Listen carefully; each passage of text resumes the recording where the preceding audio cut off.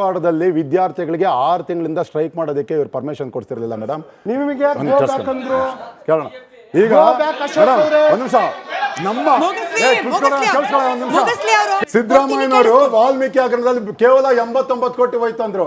89 ಕೋಟಿ ದಲಿತರ ಹಣ ಅಲ್ವಾ, ವಾಪಸ್ ತರಿಸ್ಲಿಲ್ವಾ? ಭ್ರಷ್ಟಾಚಾರ ಅಲ್ವಾ? ಮೂಢ ಹಗರಣ ಇಲ್ಲ ಅಂದ್ರೆ ದರ್ಶನ್ ಅವರು ಸೈಟ್ಗಳನ್ನ ವಾಪಸ್ ಕೊಟ್ರು, ಅದು ಹಗರಣ ಅಲ್ವಾ? ಅದು ಭ್ರಷ್ಟಾಚಾರ ಅಲ್ವಾ? ಮೇಡಮ್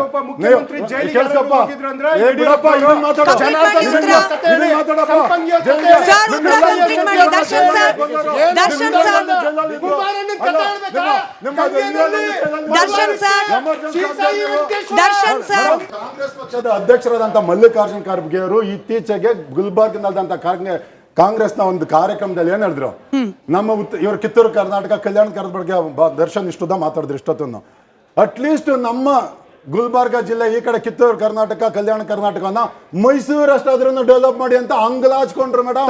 ಇಷ್ಟೊಂದು ಆರ್ಥಿಕ ದಿವಾಳಿ ಆಗಿರ್ತಕ್ಕಂಥ ಈ ಸರ್ಕಾರ, ಆರ್ಥಿಕ ದಿವಾಳಿ ಆಗಿರ್ತಕ್ಕಂಥ ಸರ್ಕಾರ ಕಾಂಗ್ರೆಸ್ ಸರ್ಕಾರ. ನಾವು ಕಾಂಗ್ರೆಸ್ ವಕ್ತಾರರು ಕೇಳ್ತೀವಿ, 1,20,000 ಕೋಟಿ ನೀವು ಗ್ಯಾರಂಟಿ ಖರ್ಚು ಮಾಡಿದ್ದೀನಿ ಅಂತ ಹೇಳ್ತೀರಿ. ಬೆಂಗಳೂರು ಜನ ಪ್ರಾಪರ್ಟಿ ಟ್ಯಾಕ್ಸ್ ಜೊತೆ 3% ಸೆಸ್ಸು ಭಿಕ್ಷುಕರ ಅಭಿವೃದ್ಧಿಗೆ ಕೊಡ್ತೀವಿ ಅಂತ ಕಟ್ತಾ ಇದ್ದೀವಿ. ವರ್ಷಕ್ಕೆ 100 ಕೋಟಿ. 2 ವರ್ಷದಿಂದ ಭಿಕ್ಷುಕರ ದುಡ್ಡು ಕೊಟ್ಟಿಲ್ಲ. ಭಿಕ್ಷುಕರ ತಟ್ಟೆಗೂ ಕೈ ಹಾಕುವಂತ ಹೀನ ಸ್ಥಿತಿಗೆ ಬಂದಿದ್ಯಾ? ಆಯ್ತು, ಉತ್ತರ ಕೊಡ್ಲಿ. ನಾನು ನೀವು ಜೊತೆಗೆ ದೆಹಲಿಗೆ ಹೋಗೋಣ. ನೀವು ಭಿಕ್ಷೆ ಬೇಡಬೇಡಿ, ನಾವು ಅಂಗಲಾಚಿ ಭಿಕ್ಷೆ ಬೇಡು ಅಂತ ಕೆಲಸ ಮಾಡಿದ್ವಿ. ನಮ್ಮ ದುಡ್ಡು ಕೊಡಿ, ನಮ್ಮ ತೆರಿಗೆ ಹಣ ಕೊಡಿ, ನಮ್ಮ ಪೆರಿಫಲ್ ರಿಂಗ್ ರೋಡ್ ಹಣ ಕೊಡಿ, ಕೆರೆಕಟ್ಟೆ ಅಭಿವೃದ್ಧಿ ಹಣ ಕೊಡಿ. ಕೆಲವೊಂದಕ್ಕೆ ನಾವು ಆರ್ಥಿಕವಾಗಿ ಏನಾದ್ರೂ ತೊಡಕುಗಳಾದಾಗ ನಾನು ಅವಾಗ್ಲಿಂದ ಕೇಳ್ತಾ ಇರೋದು, ನಾಡಿಗೆ ದ್ರೋಹ ಆಗಿದೆ, ನಾಡಿಗೆ ಮೋಸ ಆಗಿದೆ, ನಾವು ಇಲ್ಲಿ ಹುಟ್ಟಿದೀವಿ, ಇಲ್ಲಿ ಬದುಕ್ತೀವಿ, ಇಲ್ಲೇ ಮಡಿತೀವಿ. ಹಾಗಾಗಿ ನಮ್ಮ ಹಣವನ್ನ ತಗೊಂಡು ನೀವು ಬೇರೆಯವ್ರಿಗೆ ಕೊಡೋದು ಕೊಡಿ ಅಂತ ಹೇಳ್ತಾ, ನಮ್ಮ ತೆರಿಗೆ ಹಣವನ್ನ ನಮಗೆ ಕೊಡಿ, ನಮ್ಮ ಪೆರಿಫಲ್ ರಿಂಗ್ ರೋಡ್ ಹಣ ನಮಗೆ ಕೊಡಿ, ಭದ್ರಾ ಮೇಲ್ದಂಡೆ ಹಣ ನಮಗೆ ಕೊಡಿ, ಕೆರೆಕಟ್ಟೆ ಅಭಿವೃದ್ಧಿ 3,000 ಕೋಟಿ ನಮಗೆ ಕೊಡಿ, ನಮ್ಮ 14 ಆಯೋಗದ ಹಣ ನಮಗೆ ಕೊಡಿ, ಕರ್ನಾಟಕ ರಾಜ್ಯದ ಹೆಣ್ಮಕ್ಳಿಗೆ 7,000 ಅಲ್ಲ 5,000 ಕೊಡ್ತೀವಿ. 5,000 ಅವ್ರದೇ ಪ್ರಶ್ನೆ ಪೂರಕವಾಗಿ ಅಂದ್ರೆ ಜಿಬಿಎ ಇಂದ ಸಮಾಜ ಕಲ್ಯಾಣ ಇಲಾಖೆಗೆ ಹೋಗ್ಬೇಕಾಗಿದ್ದ ಭಿಕ್ಷಕರ ದುಡ್ಡನ್ನು ಕೂಡ ಕೇಂದ್ರ ಸರ್ಕಾರಕ್ಕೆ ರಿಲೇಟ್ ಮಾಡ್ತಾ ಇದ್ದೀರಾ? ಆ ಹಣದ್ದು ನಾನು ಹೇಳ್ತಾ ಇಲ್ಲ. ನಮ್ಮ ನಾಡಿಗೆ ಬರ್ಬೇಕಾದಂತ ಭರ್ಪೂರ್ ಹಣ ಬಂದ್ರೆ ಕೇವಲ 2,000 ರೂಪಾಯಿ ಅಲ್ಲ ಮೇಡಮ್, ಮಹಿಳೆಯರಿಗೆ 5,000 ಕೊಡುವಂತ ಶಕ್ತಿ ಈ ಸರ್ಕಾರಕ್ಕಿದೆ.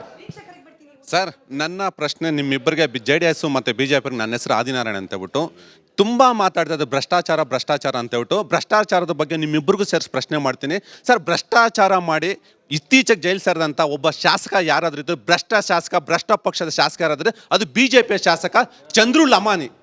ಲಂಚದ ಕೇಸಲ್ಲಿ ಒಂದ್ ನಿಮಿಷ ಪ್ರಶ್ನೆ ಪೂರ್ತಿ ಮಾಡ್ತೇನೆ ಮೇಡಮ್. ಲಂಚದ ಕೇಸಲ್ಲಿ ಜೈಲಿಗೆ ಹೋಗಿದ್ದು ನಿಮ್ಮ ಪಕ್ಷದ ಶಾಸಕ, ಮಂಚದ ಕೇಸಲ್ಲಿ ಜೈಲಿಗೆ ಹೋಗಿದ್ದು ನಿಮ್ಮ ಪಕ್ಷದ ಶಾಸಕ, ಕಮಿಷನ್ ಹೆಸರಲ್ಲಿ ಜೈಲಿಗೆ ಹೋಗಿದ್ದು ನಿಮ್ಮ ಪಕ್ಷದ. ನಿಮ್ಗೆ ಯಾವ ನೈತಿಕತೆ ಇದೆ ಸರ್ ಕಮಿಷನ್ ಬಗ್ಗೆ ಮಾತಾಡಕ್ಕೆ?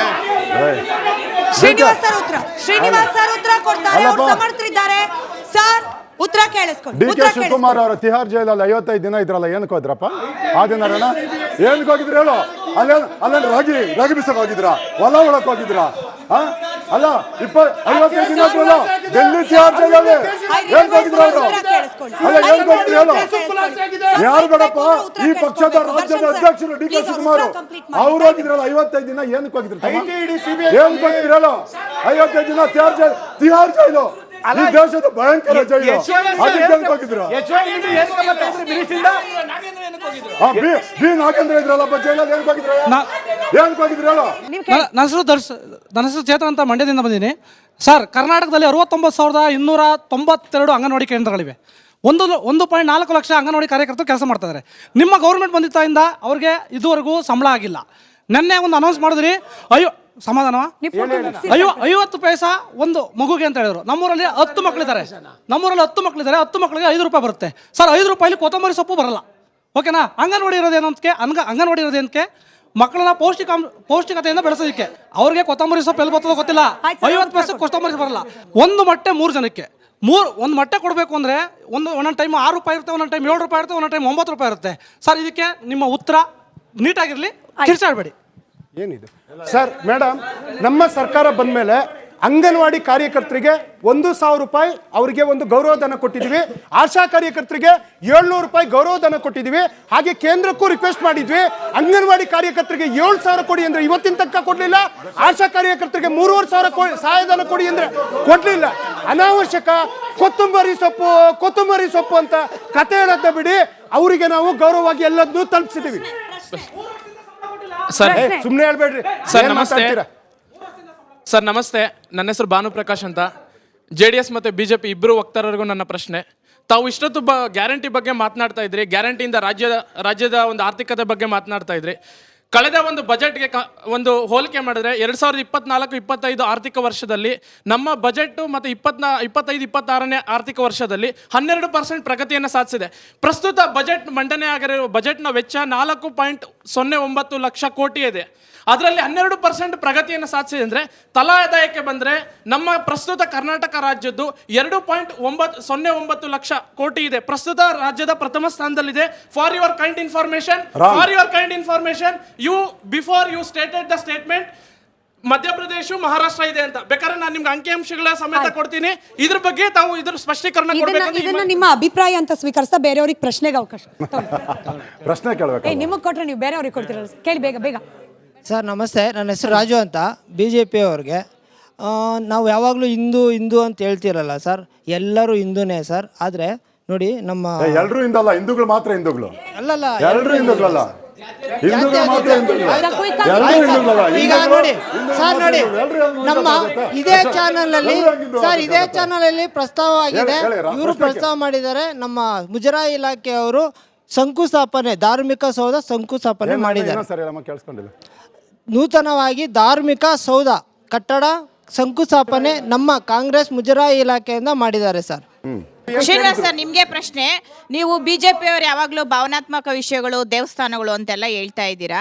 ಸೊ ಇದರಲ್ಲಿ ನೋಡಿದ್ರೆ ಈಗ ನಾವು ಭೂ ಗ್ಯಾರಂಟಿಯಲ್ಲಿ ಏನು ನಮ್ಮ ಕೃಷ್ಣ ಬೈರೇಗೌಡರವರ ನೇತೃತ್ವದಲ್ಲಿ ಈಗ ಮುಜರಾಯಿ ಇಲಾಖೆ ಸೇರಿ 20,000 ಎಕರೆ ಭೂಮಿಯನ್ನು ವಶಪಡಿಸ್ಕೊಳ್ತಾ ಇದ್ದೀವಿ. ಸರ್ವೆ ಮಾಡಿದ್ದೀವಿ. 17,500 ಎಕರೆ A ಮತ್ತು B ದೇವಸ್ಥಾನ ಗ್ರಾಮಾಂತರದಲ್ಲಿ ಮತ್ತು 2,500 ಎಕರೆ ನಗರ ಪ್ರದೇಶದಲ್ಲಿ ಇವತ್ತು ಸರ್ವೆ ಮಾಡಿ ದೇವಸ್ಥಾನಗಳ ಹೆಸರಿಗೆ ನಾವು ರಿಜಿಸ್ಟರ್ ಮಾಡಿದ್ದೀವಿ. ಇಂತಹ ಕ್ರಮಗಳನ್ನ BJP ಅವರು ಯಾಕೆ ಈ ಮೊದಲು ತಗೊಂಡಿಲ್ಲ? ಬರೀ ಎಲೆಕ್ಷನ್ಗೋಸ್ಕರ ಮಾತ್ರ ದೇವ್ರನ್ನ ಉಪಯೋಗಿಸ್ಕೊಳ್ಳೋ ನೀವು ಏನ್ ಮಾಡಿದೀರಾ? ಈ ರೀತಿಯ ಒಂದು ಒಳ್ಳೆ ಕೆಲಸಗಳನ್ನ ದೇವರ ಹೆಸರಲ್ಲಿ. ಕುಮಾರಸ್ವಾಮಿ ಅವರು ಬೆಂಗಳೂರಿನಲ್ಲಿ ಅತಿಕ್ರಮ ಮಾಡಿರ್ತಕ್ಕಂತ 4,500 ಎಕರೆ ಜಮೀನನ್ನ ರಾಮಸ್ವಾಮಿ